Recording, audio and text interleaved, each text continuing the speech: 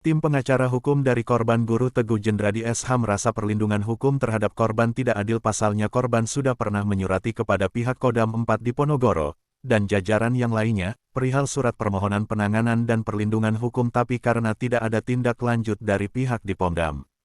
Kami selaku kuasa hukum meminta kepada pihak-pihak terkait dengan meminta perlindungan hukum untuk korban, jelas guru. AW wanita korban penganiayaan oleh oknum berinisial TM berpangkat Sersan 1 hingga kini merasa belum mendapatkan keadilan. Pasalnya korban AW yang berdomisili di kota Solo tersebut mengalami penganiayaan pada tanggal 22 September tahun 2022 hingga mengakibatkan jari tangan korban mengalami patah serta tekanan psikologis baik AW serta dua anak korban yang menyaksikan penganiayaan oleh oknum TNI berinisial TM.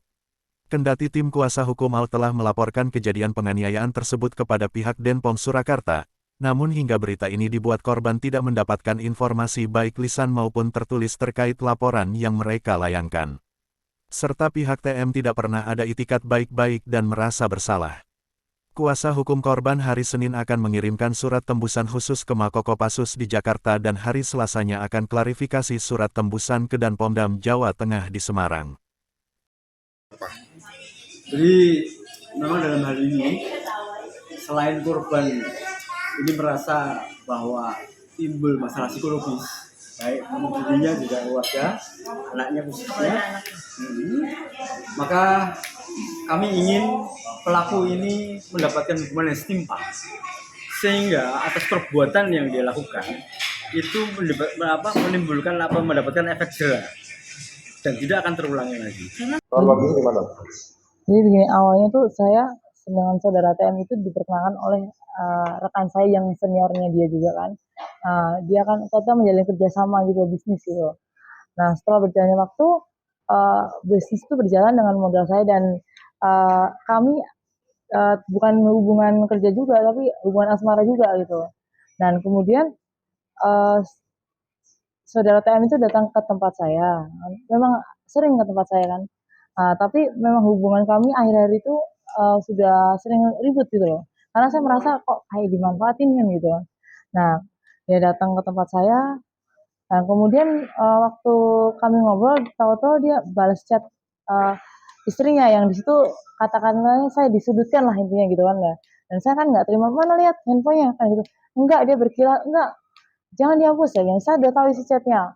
Dan kami rebutan kan waktu itu. Nah setelah handphone berhasil saya rebut, dia kan marah, tangan saya dipatahin.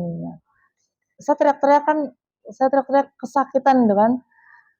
Anak saya di depan anak-anak saya yang histeris, yang shock gitu loh. Ini kan, ya ini. Nah kemudian handphone itu berhasil saya rebut lagi. Nah di situ dia tambah menjadi.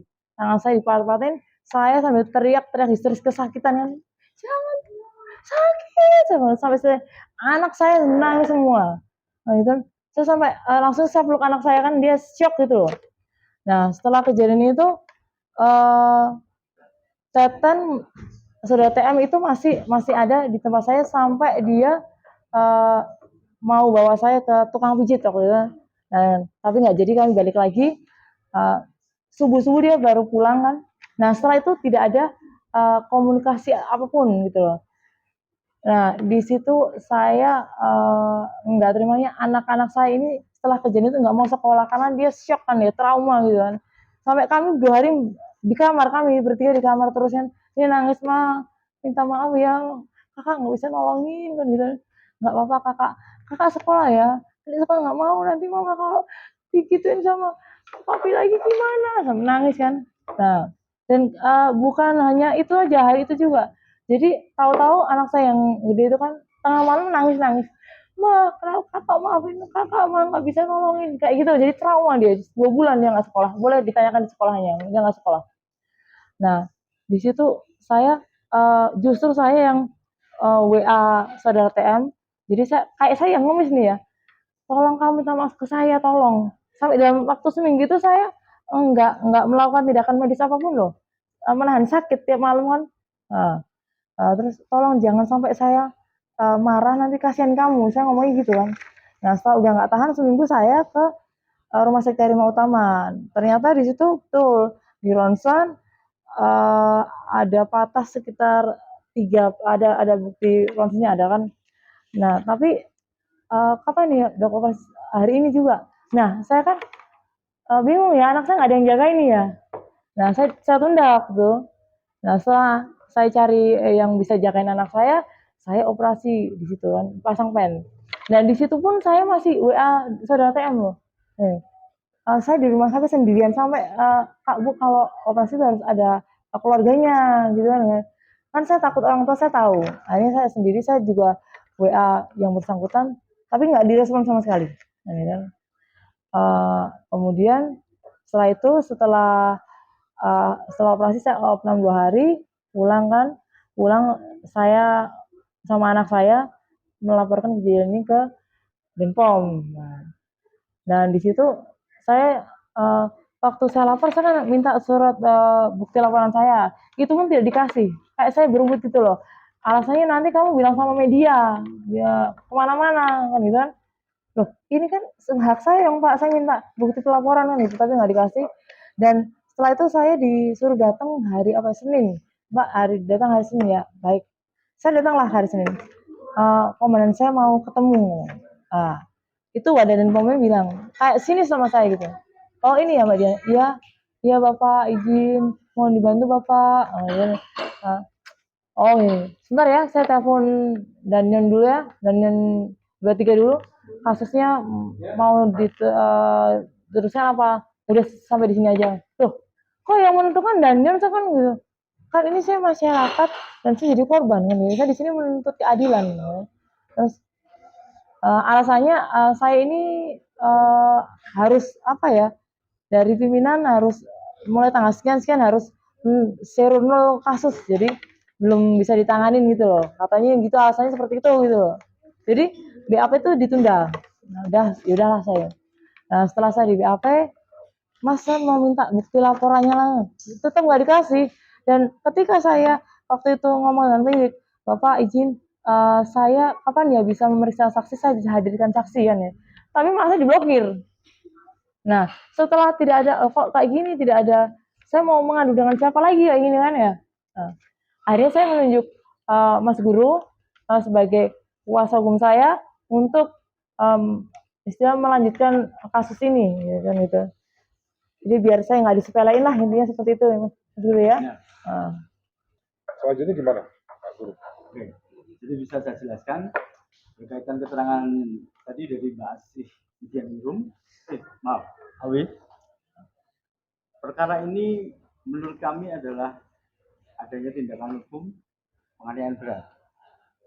Sehingga saya melihat hal ini harus ditindaklanjuti oleh aparat penegak hukum dalam hal ini di aparat militer. Oleh hal tersebut, kemudian sesuai surat kuasa yang ada di sini, tanggal 3 Februari 2023, atas kuasa yang diberikan kepada saya, kemudian saya membuat surat permohonan perlindungan hukum dan penanganan perkara yang saya tujukan sebuah surat yang saya buat ini,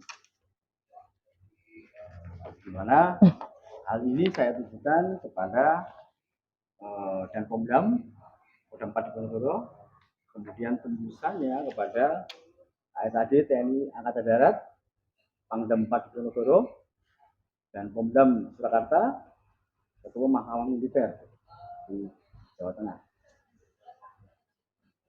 Sampai dengan surat ini saya layangkan, memang belum pernah ada konfirmasi secara tertulis kepada kami berkaitan dengan surat apa yang kami ajukan. Nah, kemudian atas hal tersebut, karena juga berkaitan kepentingan dari klien saya ini adalah menuntut keadilan dan menuntut adanya kepastian hukum pada setiap masyarakat warga negara Indonesia, maka saya melakukan ekspos media ini atau meminta kepada rekan-rekan wartawan atau media untuk bisa menyampaikan hal ini menjadi opini publik dan setidaknya untuk dapat ditindaklanjuti oleh pihak-pihak terkait.